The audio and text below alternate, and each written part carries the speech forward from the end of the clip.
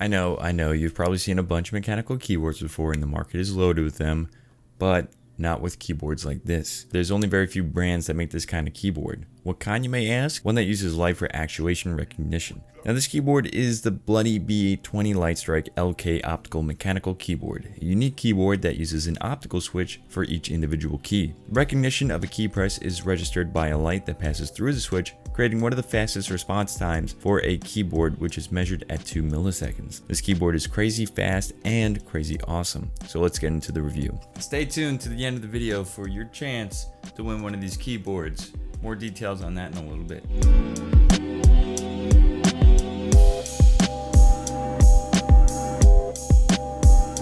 Hey, what's up guys? My name is JD from JDTechGear and welcome back to the channel. If you want to see more videos like this, consider subscribing and checking out the rest of the channel. So today we're looking at one of the fastest keyboards on the market and potentially one of the best for gaming, at least in my experience, the Bloody B820 mechanical keyboard. And the one I have for today has a red switch. So let's dive into the features of this board. It has a fantastic construction quality with aluminum base plate and with a brushed metal finish. The bottom of the board is plastic but incredibly rigid with the aluminum plate above. I tried twisting it and bending it, but it would not budge whatsoever. The fold out feet on the bottom open up to the side of the keyboard rather than the back, so they don't collapse while typing or raging intensely. And the keys are very high quality with a unique styling and finish on them. The keys are double shot and feature this unique finish on them.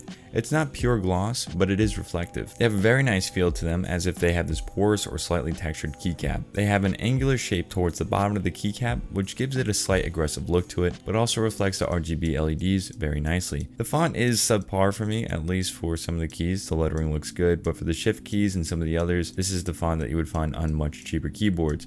Not a significant issue, but worth mentioning. The B820 has 100% anti-ghosting keys and a full end key rollover. The keys underneath look a little different from most mechanical switches, with the T-shaped switch enclosed in a square. For the red switches, there's an actuation force of 50 grams with a linear travel distance of 3 millimeters. The actuation point is at 1.8 millimeters, so these keys don't actually have to bottom out in order to register. This is what the keys sound like.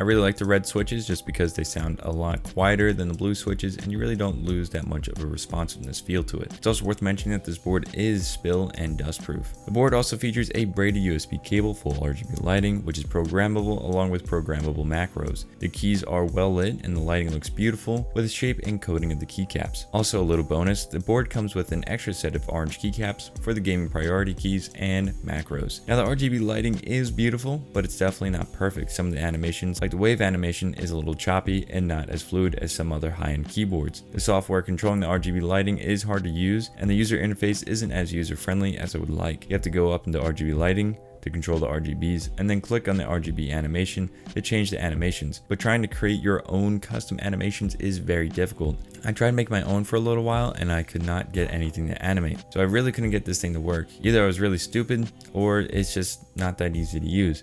Some of the other animations were easier to control, like the ripple effect. At first the ripple effect was too slow and suffered from the same issue as the wave effect in that it was a little too choppy for my liking. But this can easily be changed by going up into the RGB light effects and turning the slider for the ripple speed up to make it look smoother. It's manageable, but I hope they eventually update the software for a better looking and user-friendly design. But RGB lights aren't everything. Let's get into the core of this review and how does it actually perform, because that's the main selling point of this keyboard, not the RGB lights. Can you actually tell a difference in responsiveness with these switches? Well, that is completely subjective whether or not you, as in the user, can tell a difference based on you. So I'll describe my experience with this board. I used a Corsair Strafe keyboard with the blue mechanical switches for over a year and absolutely loved it. But to be completely honest, I could tell a difference between the Strafe and the B820. If you're just typing with this keyboard or using it for daily tasks other than gaming, then you might not notice much of a difference. By testing this out with a 144Hz refresh rate monitor and playing Titanfall 2, it was much more noticeable. It wasn't day and night, but it was subtle and very accurate. Titanfall 2 is an incredibly fast-paced game, and the slightest differences in response time or accuracy is very beneficial. It's hard to describe in words and measure the responsiveness of the keyboard, but from what I can tell you, if you want a highly accurate gaming experience, you'll definitely want to add this to your list of peripherals. As for my in-game experience, this is the best I can describe it. With the faster responsiveness, I can change direction on a dime and increase my in-game agility. For other games that don't rely so heavily on response time or quick reactions, you won't notice much of a difference. Games like GTA 5, Forza Horizon 3, and some others, reaction time and accuracy won't be represented that well in game as it is with others, like first-person shooters and games of the alike. That's honestly the best I can put it. So my overall thoughts on this keyboard, this is a fantastic keyboard, but there's definitely room for improvement. The three major things I would like to address is the font should be updated, at least for some of the keys. The Rgb lighting could be improved with some of the choppiness I addressed a little bit earlier. I don't know if that can be solved either on the software side or the hardware side. And lastly, the software itself is a little hard to work with for me. It's not unusable, but it takes a learning curve to just understand what's going on and adjusting some of the animations. I could go into depth in what specifically should be changed, but that would make the review way too long. But all in all, those are honestly minor issues, none of which actually affect the performance of the keyboard.